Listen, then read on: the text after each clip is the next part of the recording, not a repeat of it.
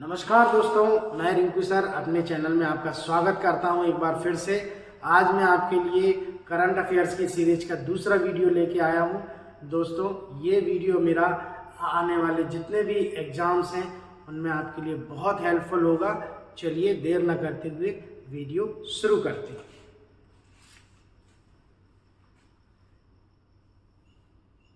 दोस्तों, पहला क्वेश्चन है मेरा यहाँ पर, हाल ही में बंगाल की खाड़ी में आए वह चक्रवाती तूफान जिसका नामकरण संयुक्त अरब अमीरात ने किया। दोस्तों, मैं आपको बता दूं कि ये जो तूफान आया है अभी, चक्रवाती तूफान जो है, इसका नाम जो है वो है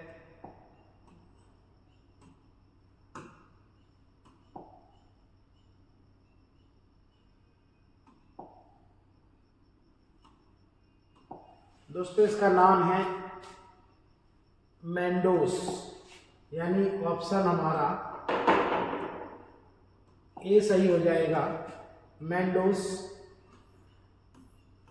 ये चक्रवाती तूफान दोस्तों भारत में तमिलनाडु, पुडुचेरी और आंध्र प्रदेश में ऐसा वैज्ञानिकों का अनुमान है कि काफ़ी तबाही मचाने वाला है। दोस्तों, मैं आपको बता दूं कि जितने भी तूफान आते हैं उनमें एक 13 सदस्यीय पैनल होता है विभिन्न देशों का, जो इनका नामकरण करता है। तो इस बार जो ये आया हुआ है तूफान मैंडोस, इसका नामकरण UAE द्वारा किया गया है। दोस्तों, आगे बढ़ते हैं हम लोग अपने नेक्स्ट क्वेश्चन की तरफ, और क्वेश्चन है हमारा,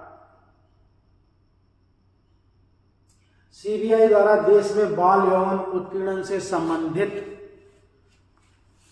ऑनलाइन सामग्री के मामले में किस ऑपरेशन के तहत छापेमारी की गई। दोस्तों, मैं आपको बता दूं कि जो लैंगिक अपराध होते हैं, जो जेंडर क्राइम्स होते हैं, उनको निगरानी रखने के लिए CBI द्वारा ये एक ऑपरेशन चलाया गया है जिसका नाम है दोस्तों ऑपरेशन मेघ। दोस्तों, इसका नाम है ऑपरेशन मेघ। इस ऑपरेशन को CBI द्वारा चलाया गया है, और इस ऑपरेशन मेघ जो नाम है ये क्लाउड स्टोरेज से लिया गया है। दोस्तों, क्लाउड स्टोरेज से इसका नाम लिया गया है। दोस्तों, इंपॉर्टेंट क्वेश्चन है। दोस्तों, आगे बढ़ते हैं हम लोग अगले प्रश्न की तरफ। प्रधानमंत्री नरेंद्र मोदी द्वारा राष्ट्रीय चिन्ह, जो हमारी नई संसद बनी है उसमें प्रधानमंत्री नरेंद्र मोदी द्वारा राष्ट्रीय चिन्ह अशोक स्तंभ जो है हमारा का अनावरण नए संसद भवन की छत पर किस धातु पर किया गया। ये किस धातु का बना है? दोस्तों, मैं आपको बता दूं, यह कांस्य धातु का बना है जिसका वजन 9500 kg है। दोस्तों, मैं आपको बता दूं, इसका वजन 9500 kg है। और मैं आपको थोड़ा ये भी बताने जा रहा हूं कि जो हमारा नया संसद भवन बन रहा है उसके जो वास्तुकार हैं वो विमल पटेल हैं। वास्तुकार जो हैं वो विमल पटेल हैं। ये वही विमल पटेल हैं जिन्होंने काशी विश्वनाथ कॉरिडोर का भी डिजाइन तैयार किया था, उसके ये वास्तुकार हैं। आगे बढ़ते हैं दोस्तों अपने अगले प्रश्न की तरफ। निम्नलिखित में से किन दो देशों को अंतर्राष्ट्रीय सौर संगठन का अध्यक्ष और सह अध्यक्ष अक्टूबर 2022 में बनाया गया है? देखो दोस्तों, मैं आपको बताता हूं, जो इंटरनेशनल सोलर एसोसिएशन है उसका अध्यक्ष जो है भारत को बनाया गया है, और उपाध्यक्ष जो सह अध्यक्ष जो है वो फ्रांस को बनाया गया है। इस तरह से हमारा ऑप्शन सी हो जाएगा। इस तरह से हमारा ऑप्शन सी हो जाएगा। और यहाँ पर मैं आपको बता दूं कि ये दोनों देशों के क्रमशः अध्यक्ष और सह अध्यक्ष बनाए गए हैं, भारत और फ्रांस को। आगे बढ़ते हैं दोस्तों अपने अगले प्रश्न की तरफ। हाल ही में केंद्र सरकार द्वारा सुरक्षा को देखते हुए दोपहिया वाहनों पर किस उम्र के बच्चों के लिए हेलमेट और सेफ्टी हार्नेस अनिवार्य कर दिया गया है। दोस्तों मैं आपको बता दूं कि आने वाले समय में जितने भी एक्सीडेंट है या सड़क दुर्घटनाएं हैं, इनसे बचाव के लिए जो छोटे बच्चे हैं इनके लिए भी अब हेलमेट और सेफ्टी बेल्ट अनिवार्य कर दिया गया है। और केंद्र सरकार की गाइडलाइन के अनुसार यह जो अनिवार्यता होगी वो 4 साल से अधिक उम्र के बालकों के लिए यानी बच्चों के लिए होगा। आगे बढ़ते हैं दोस्तों अपने नए प्रश्न की तरफ। मानव विकास सूचकांक 2021 के अकॉर्डिंग मानव विकास सूचकांक ह्यूमन डेवलपमेंट इंडेक्स 2021 के अनुसार भारत की रैंक क्या है। दोस्तों मैं आपको बता दूं कि इसमें भारत की रैंक जो है वो 132वीं है। दोस्तों मैं आपको बता दूं इसमें भारत की रैंक जो है वो 132वीं है, जबकि इसमें पहले स्थान पर स्विट्जरलैंड को मिला है। पहला स्थान स्विट्जरलैंड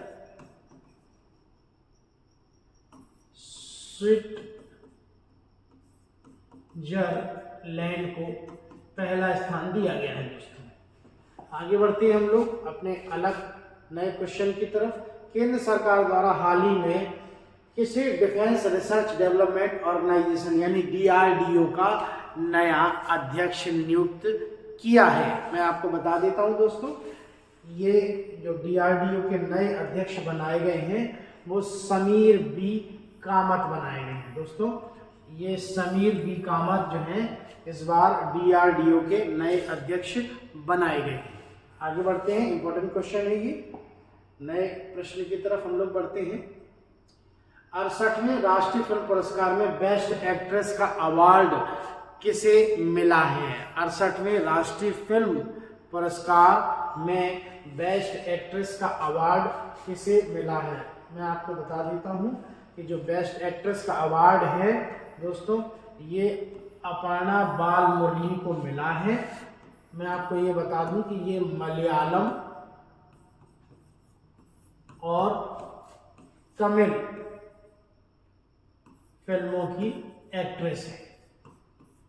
तमिल फिल्मों की एक्ट्रेस है। आगे बढ़ते हैं हम लोग अपने नए प्रश्न की तरफ। वर्ष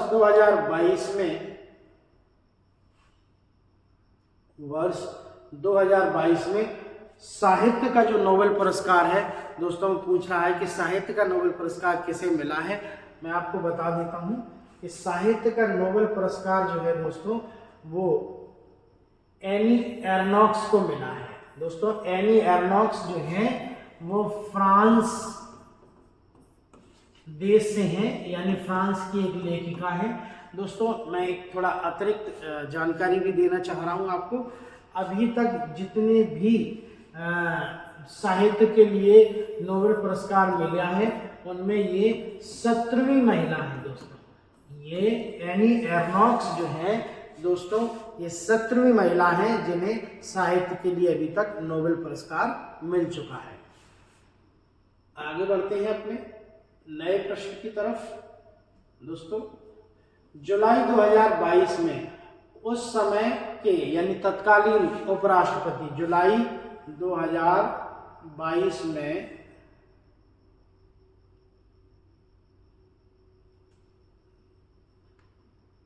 जुलाई 2022 में उस समय के तत्कालीन उपराष्ट्रपति वेंकैया नायडू ने किस राज्य की पुलिस को प्रेसिडेंट कलर्स अवार्ड से सम्मानित किया। दोस्तों मैं आपको बता दूं जो प्रेसिडेंट कलर्स अवार्ड होता है यानी राष्ट्रपति रंग अवार्ड यानी राष्ट्रपति रंग पुरस्कार जो होता है वो किसी भी सेना या सेना के इक्वल किसी भी इस तरह के संगठन को दिया जाता है।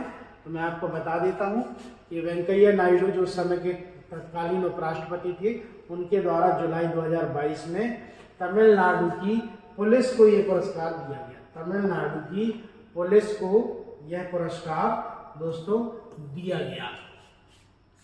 आगे बढ़ते हैं अपने अगले प्रश्न की तरफ। विश्व का सबसे बड़ा सक्रिय ज्वालामुखी, विश्व का सबसे बड़ा सक्रिय ज्वालामुखी जो है वो 40 वर्षों में नवंबर 2022 में पहली बार फटा। यह कौन सा है? मैं आपको बता दूं, विश्व का सबसे सक्रिय ज्वालामुखी जो है दोस्तों, जो नवंबर 2022 में फटा है 40 वर्षों के बाद, वो है मोना लोआ। वो है मोना लोआ। मैं आपको बता देता हूं थोड़ा सा इसके बारे में कि जो मोना लोआ है वो अमेरिका के हवाई द्वीप में स्थित है। हवाई द्वीप, अमेरिका के हवाई द्वीप में मोना लोआ एक सक्रिय ज्वालामुखी है जो स्थित है। आगे बढ़ते हैं हम लोग अपने अगले प्रश्न की तरफ। दोस्तों, हाल ही में संगम युद्धाभ्यास किन दो देशों के बीच में किया गया? मैं आपको बताता हूं दोस्तों, जो संगम युद्धाभ्यास है दोस्तों, वो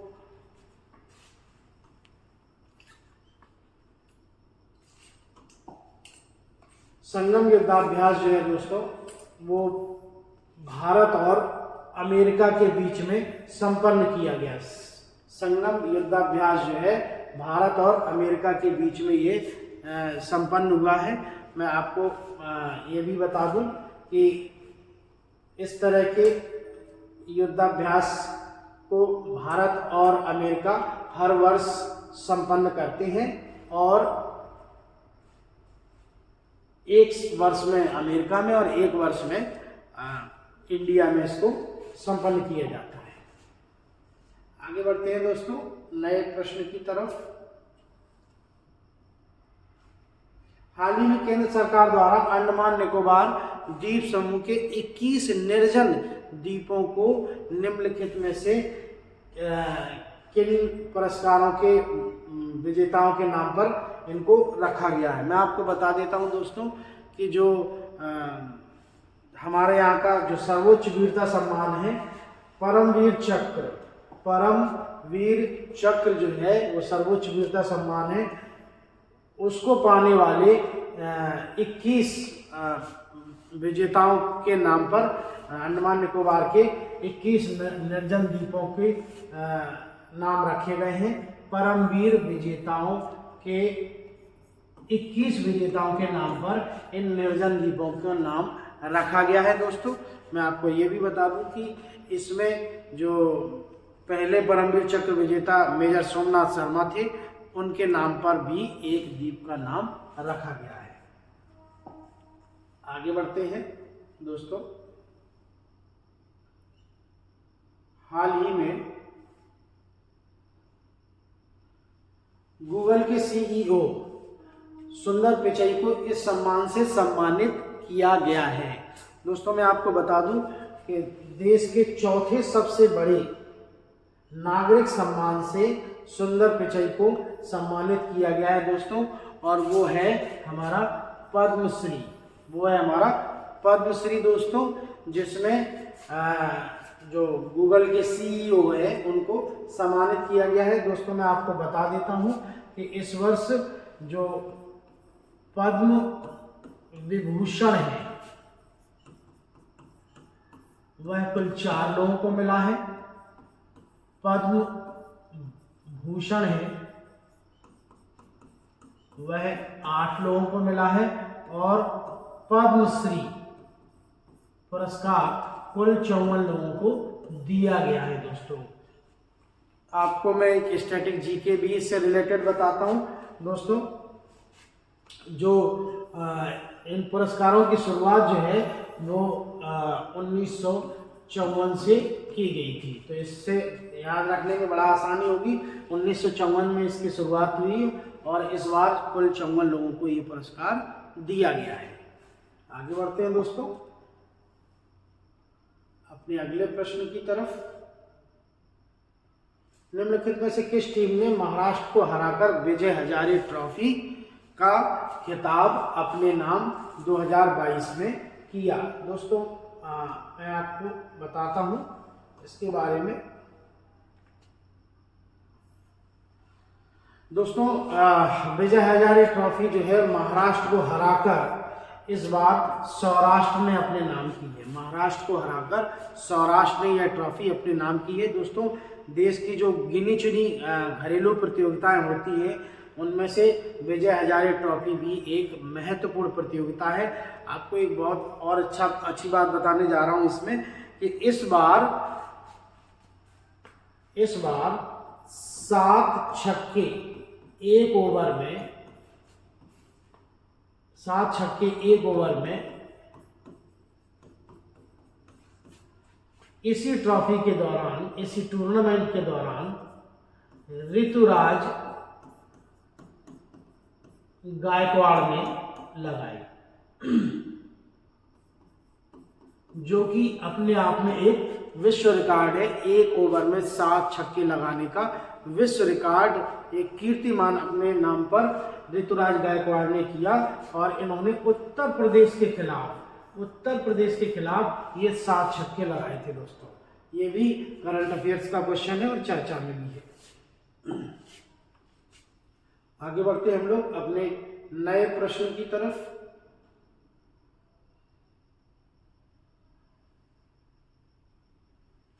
देखते हैं दोस्तों, हाल ही में भारत और यूएसए यानी अमेरिका के बीच एलएसी के नजदीक किस राज्य में मिलिट्री एक्सरसाइज युद्ध अभ्यास शुरू किया गया? दोस्तों मैं आपको बता देता हूं कि जो मिलिट्री एक्सरसाइज है युद्ध अभ्यास वह भारत और अमेरिका के बीच में उत्तरांचल में आयोजित किया गया। दोस्तों मैं आपको यह भी बता देता हूं कि ये जो युद्धाभ्यास हुआ है ये चीन की सीमा से सटा हुआ किया गया, जिसमें चीन ने आपत्ति जाहिर की, चीन ने कड़ा विरोध जाहिर किया और इन्होंने कहा कि जो भारत और अमेरिका के बीच में, भारत और चीन के बीच में, माफ़ी चाहूँगा, भारत और चीन के बीच में जो एक संधि हुई थी ये उस संधि का उल्लंघन है, ऐसा चीन ने इस युद्धाभ्यास के दौरान कहा। आगे बढ़ते हैं दोस्तों नए प्रश्न की तरफ। नवंबर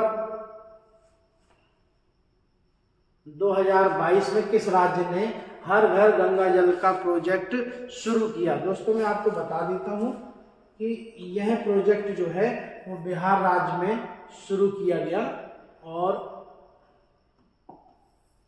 बिहार राज्य में शुरू किया गया। दोस्तों मैं आपको बता दूं इसके बारे में थोड़ा सा डिटेल कि यह जो हर घर गंगा जल प्रोजेक्ट है दोस्तों, वास्तव में ये बिहार में पानी की किल्लत को दूर करने का इसका उद्देश्य है। पानी की किल्लत को, स्वच्छ पानी की किल्लत को दूर करने का ये एक ड्रीम प्रोजेक्ट है जो चलाया जा रहा है बिहार सरकार द्वारा। मैं आपको बता दूं कि इसमें हर घर को 135 लीटर स्वच्छ जल उपलब्ध कराया जाएगा प्रतिदिन। आगे बढ़ते हैं हम लोग अपने नए प्रश्न की तरफ।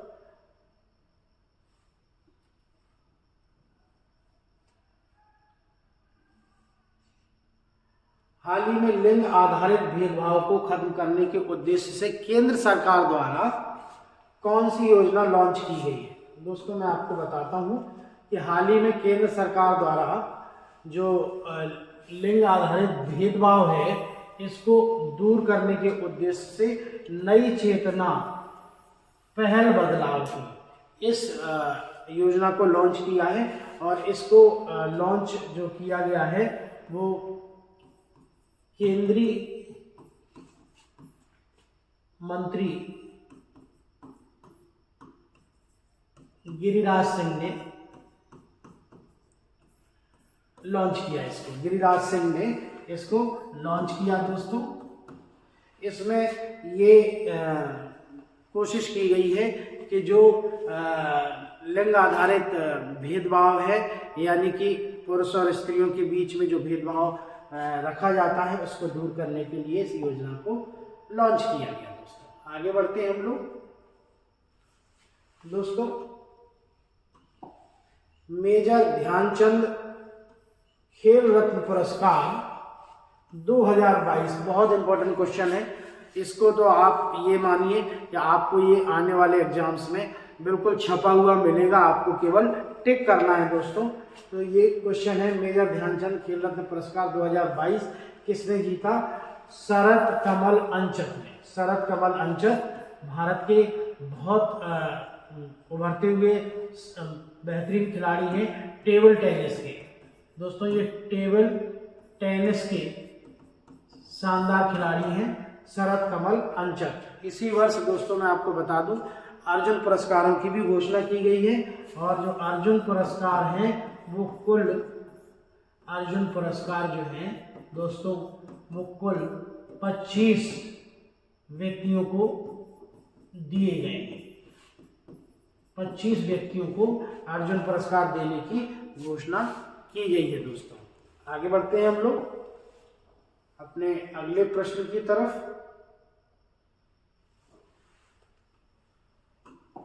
हाल ही में विश्व स्वास्थ्य संगठन यानी WHO द्वारा मंकी पॉक्स एक जो बीमारी है उसका नाम जो है बदल कर क्या कर दिया गया है, ये प्रश्न है हमारा दोस्तों। मैं आपको बता दूं कि WHO द्वारा मंकी पॉक्स की जो मंकी पॉक्स नामक जो बीमारी है उसका नया नाम एम पॉक्स कर दिया गया। एम फॉर मंकी, तो इसको एम पॉक्स कर दिया गया, माने इसको एब्रीविएट कर दिया गया है, संक्षिप्त कर दिया गया है दोस्तों। मैं आपको बता दूं कि मंकी पॉक्स बीमारी जो है वो अफ्रीका महाद्वीप से आई है। अफ्रीका महाद्वीप से आई है दोस्तों, अफ्रीका महाद्वीप से। यह बीमारी दोस्तों मैं आपको बता दूं अफ्रीका महाद्वीप में पहली बार बंदरों में पाई गई, बंदरों में। इसके बाद 1970 में मनुष्य में यह बीमारी पहली बार देखी गई दोस्तों। आगे बढ़ता हूं। पहले सबसे पहले बंदरों में आई, फिर इसके बाद 1970 में मनुष्यों में यह बीमारी अफ्रीका महाद्वीप से पूरे विश्व में फैली है। आगे बढ़ते हैं हम लोग अगले प्रश्न की तरफ। हाल ही में Indian Olympic association, Indian Olympic association जो है उसकी पहली महिला अध्यक्ष किसे बनाया गया है दोस्तों? जो पहली महिला अध्यक्ष बनाई गई हैं वो देश की बहुत ही प्रख्यात रनर जो रही हैं PT ऊषा, इनको बनाया गया है। PT ऊषा को बनाया गया है दोस्तों। इनका उपनाम सभी जानते हैं, उड़न परी के उपनाम से इनको जाना जाता है दोस्तों। मैं आपको बता दूं कि भारत के 95 वर्षों के इतिहास में 95 वर्ष के इतिहास में अभी तक ये पहली महिला है जो IOC की अध्यक्ष बनाई गई है। इंपॉर्टेंट क्वेश्चन है दोस्तों। हम लोग अगले प्रश्न की तरफ बढ़ते हैं। US ओपन 2022 टेनिस चैंपियनशिप में US ओपन यानी अमेरिकी ओपन 2022 टेनिस चैंपियनशिप में पुरुष एकल का खिताब किसने जीता है दोस्तों? मैं आपको बता दूं जो पुरुष एकल का खिताब है वह कार्लोस अल्कारेज ने जीता है, और इन्होंने रूड को हराकर यह खिताब जीता है। रूड को हराकर यह खिताब जीता है। और मैं आपको बता दूं कि जो कार्लोस अल्कारेज हैं, ये यहाँ पर मैं इंगित करना चाह रहा हूँ ये चीज को कि ये दूसरे सबसे कम उम्र के, दूसरे सबसे पीट संप्रास के बाद दूसरे सबसे कम उम्र के जो US ओपन एकल खिताब जीतने वाले खिलाड़ी हैं। ये मात्र 19 वर्ष के दूसरे सबसे कम उम्र के खिलाड़ी हैं। ये मात्र 19 वर्ष के हैं दोस्तों, मात्र 19 वर्ष के हैं कार्लोस अल्कारेज। आगे बढ़ते हैं दोस्तों। भारत के 50वें मुख्य न्यायाधीश कौन बनाए गए हैं? अगला प्रश्न है हमारा दोस्तों, भारत के 50वें, देश के 50वें मुख्य न्यायाधीश जो हैं, न्यायाधीश कौन बनाए गए हैं? दोस्तों मैं आपको बता दूं कि जो हमारे नए मुख्य न्यायाधीश बने हैं वो हैं DY चंद्रचूड़। दोस्तों ये बम्बई हाई कोर्ट के जज रहे हैं और DY जो चंद्रचूड़ है ये उदय ललित का स्थान लेंगे, उदय ललित का स्थान लेंगे। यानी कि ये अगर पूछा जाए प्रश्न आपसे कि DY चंद्रचूड़ किसका स्थान लेंगे, तो इनके ठीक पहले उदय ललित जो थे वो हमारे देश के यानी 49वें मुख्य न्यायाधीश थे और 50वें इस समय बनाए गए हैं DY चंद्रचूड़। आगे बढ़ते हैं दोस्तों अपने अगले प्रश्न की तरफ।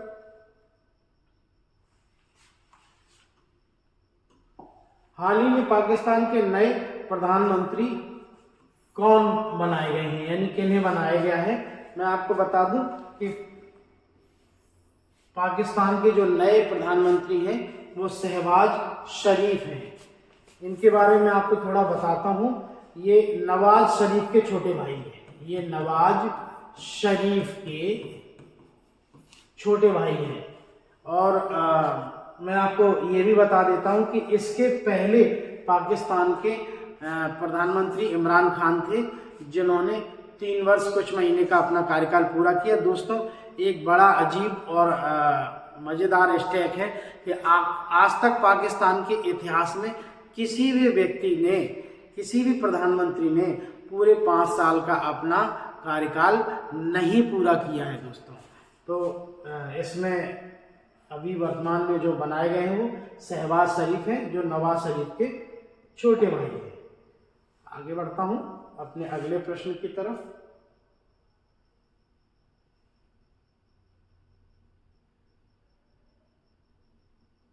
किस राज्य में देश का पहला हिमस्खलन निगरानी रडार स्थापित किया गया है? मैं आपको बता देता हूं।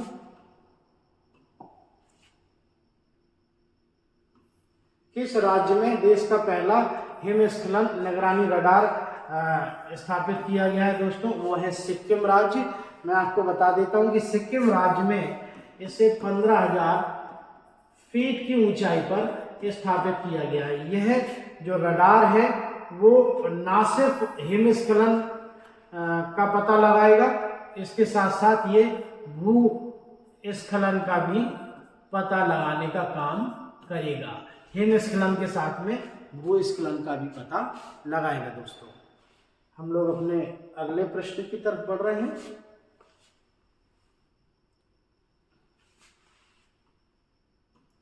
हाल ही में किस राज्य में बालिका पंचायत शुरू की गई है दोस्तों? हाल ही में किस राज्य में बालिका पंचायत शुरू की गई है दोस्तों? मैं आपको बताता हूं कि बालिका पंचायत जो है वो गुजरात स्टेट से शुरू की गई है, गुजरात राज्य के। और गुजरात राज्य के भी कच्छ जिले से, गुजरात राज्य के कच्छ जिले के 5 गांव से इनकी शुरुआत की गई है।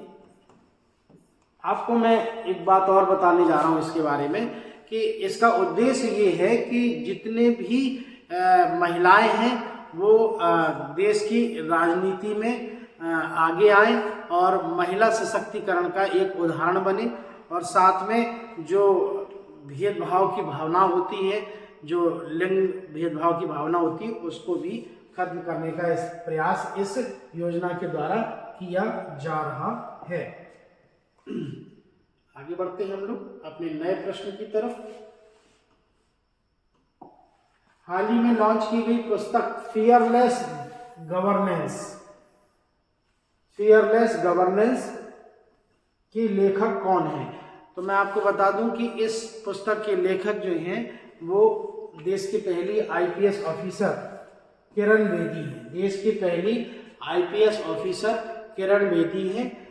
इन्होंने अपने जो पूरे जीवन में जो इन्होंने पुलिस विभाग में रह के प्रशासन किया है, शासन किया है, प्रशासन को संभाला है, और इसके साथ साथ जो ये उपराज्यपाल रही हैं पुडुचेरी की, उसका अनुभव भी इन्होंने अपनी इस पुस्तक में उड़ेला है, दर्शाया है।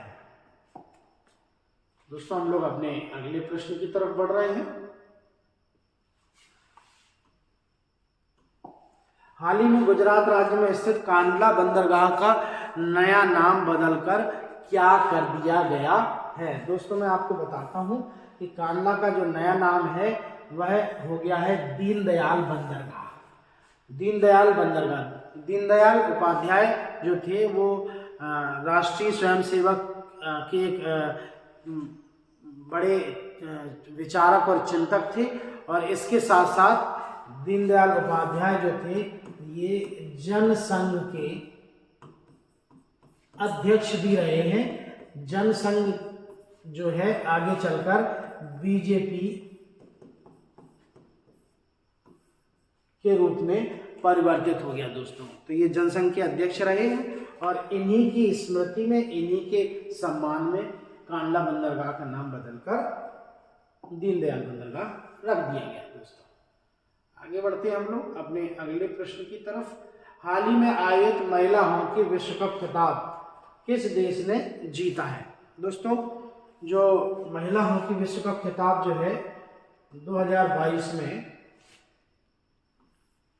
वो नीदरलैंड ने जीता है। दोस्तों महिला हॉकी विश्व कप खिताब जो है वो नीदरलैंड ने जीता है, और नीदरलैंड ने अर्जेंटीना की टीम को हराया। अर्जेंटीना की टीम को हराकर नीदरलैंड ने विश्व कप हॉकी टूर्नामेंट जीता। दोस्तों अगले प्रश्न की तरफ बढ़ रहे हैं जो कि हमारा अंतिम क्वेश्चन होगा आज का। प्रश्न हमारा इम्पोर्टेंट है, बहुत इम्पोर्टेंट है। मुझे लगता है कि ये भी आने वाले जो अपकमिंग एग्जाम होंगे उनमें ये क्वेश्चन आपको दोस्तों छपा हुआ मिलेगा, आपको केवल इस पे टिक करना है। तो चलिए दोस्तों देखते हैं। 94 में ऑस्कर अवार्ड 2022 में सर्वश्रेष्ठ फिल्म का पुरस्कार किसे दिया गया है? दोस्तों मैं आपको बता दूं यह फिल्म है कोडा। इस फिल्म ये जो फिल्म है वो है कोडा। कोडा के बारे में आपको थोड़ा सा बताता हूँ। दोस्तों ये जो फिल्म है कोडा वो एक परिवार के 4 सदस्यों की कहानी है। जो चारों सदस्य रहते हैं उनमें से 3 सदस्य जो होते हैं वो बधिर होते हैं, उन्हें कुछ सुनाई नहीं देता है।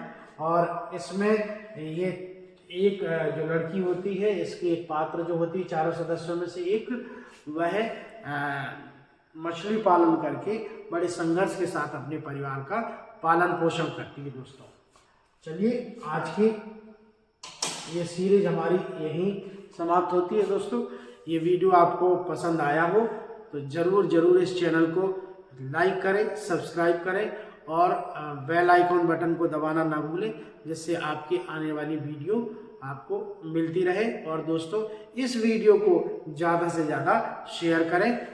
Thank you. जय हिंद।